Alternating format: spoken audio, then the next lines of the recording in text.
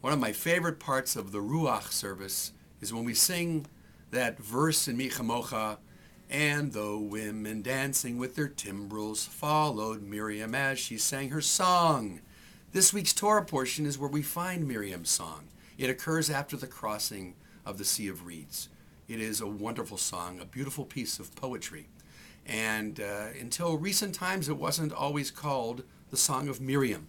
But many scholars tell us that it was Miriam who created the song and led the people in song the first time that it was sung.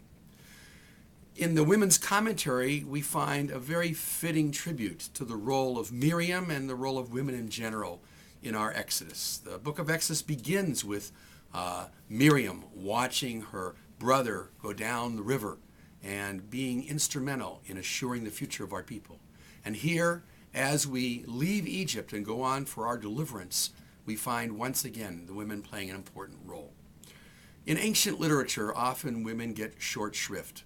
But here in our text, and especially in this week's portion, we have the opportunity to see that even many centuries ago, when the text was being put together, there was a very conscientious effort to make sure that in a world where women weren't counted, that the playing field was leveled as much as possible.